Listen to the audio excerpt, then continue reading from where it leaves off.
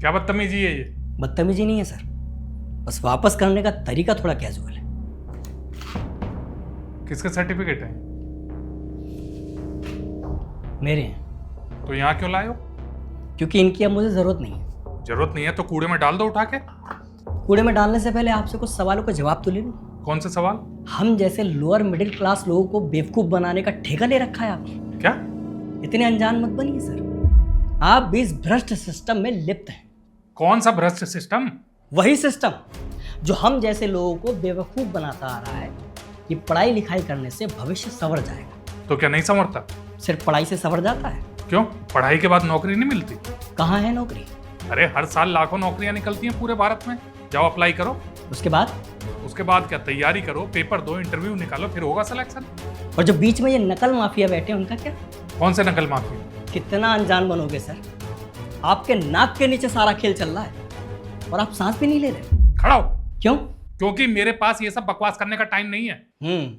और हमारे भविष्य के साथ खिलवाड़ करने का पूरा टाइम है। कौन खिलवाड़ कर रहा है तुम्हारे भविष्य के साथ? आप कर रहे हैं, आपका ये सिस्टम कर रहा है, इस सिस्टम के उच्च अधिकारी कर रहे हैं और इस सिस्टम से भी ऊपर खुद को मानने वाले वो नेता कर रहे हैं। अरे भाई तो कोर्ट जाओ, सबके खिलाफ केस करो। अच्छा, ताकि मैं पूरी जिंदगी और मेरे बाद मेरे आने वाली पीढ़ी इस केस को लड़ती रहे, है ना? अगर तुम्हें इतनी दिक्कत है इस देश से तो दूसरे देश क्यों नहीं चले जाते?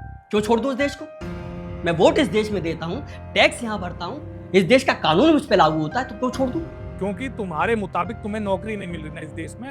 हमारे यहाँ के काफी लोग चले गए दूसरे देश, तुम भी चले जाओ उनकी तरह। अरे आपने उस लायक छोड़ा ही कहाँ है सर? हमारे माँ बाप की जिंदगी भर की गाड़ी कमाई हमारी पढ़ाई में निकल गई। उन्हें उम्मीद थी कि हम पढ़ लिख कर अपने घर की स्थिति ठीक करेंगे, लेकिन जैसे ही पढ़ाई कंप्लीट हुई देखा तो पूरा खेल ही बदला हुआ नजर आया। सर, हमारे जैसे तबके के लोग ना सिर्फ पढ़ाई को ही जादू समझते हैं, वो जादू जो जिंदगी बदल देता है। लेकिन पढ़ाई लिखाई करने के बाद भी पूरी ताकत झोंक कर जब हम माँ बाप के लिए कुछ नहीं कर पाते हैं ना, तो हमारी हार उनकी आंखों में हमें साफ दिखाई देती है। उनके चेहरे की मायूसी हमें चीख चीख कर ये बयां कर रही होती है कि हम विफल हो गए। और एक बात बताइए सर, सिर्फ सरकारी नौकरी के ही पेपर लीक क्यों होते हैं? क्यों आपका ये तंत्र नकल माफिया को पकड़ पाने में नाकाम रहता है?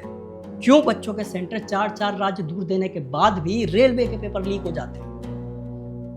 सर, हम जैसे बच्चे ना सरकारी भर्तियों का इंतजार ही करते रह जाते हैं, और जब भर्तियां निकलती हैं तो उनके दाम लग चुके होते हैं और हम फिर भी उम्मीद करते रहते हैं। अगर आपको यही सब करना है तो भर्तियों के विज्ञापन के साथ एक नोट भी लिख दिया कीजिए कि बिना पैसे के कोई नौकरी नहीं मिलेगी, कोई भर्ती नहीं होगी।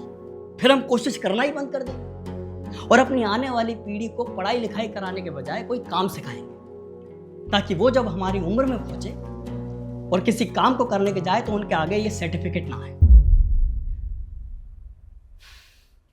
डाल के जा रहा हूं उसे कूड़े में सर।